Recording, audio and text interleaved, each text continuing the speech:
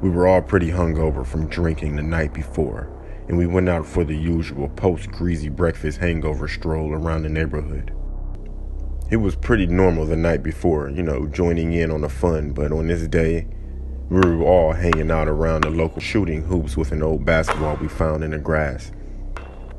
When we were walking back to the apartment, it was just me and him walking down the sidewalk behind the group, and he moved in front of me.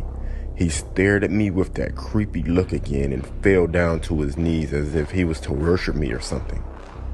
I didn't know what to do or say, so I said, "Hey, buddy, you all right? We're heading back now, right?" And so on. He wouldn't say anything. He'd just be there on his knees, looking up at me with this clenched face and squinted eyes as if we were looking directly into the sun or something. Later that day, my roommate said he was tripping, so I thought nothing of it and moved on with my life.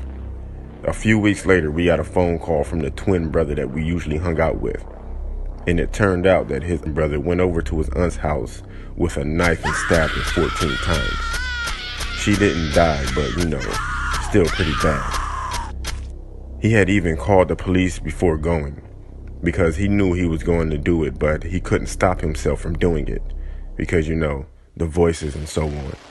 The court case was covered in the media, as this was a small community where this sort of thing doesn't happen every day. I was reading one of the articles, and one of the testimonies was that this twin brother was severely schizophrenic and was hearing voices in his head. He believed to his very bones that his aunt was the devil, and that he had been commanded by God to go kill her.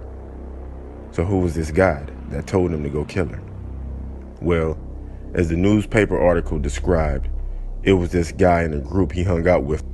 It didn't take me long to realize that he was talking about me. Just knowing that I somehow commanded him to go kill his aunt just stays with me to this day.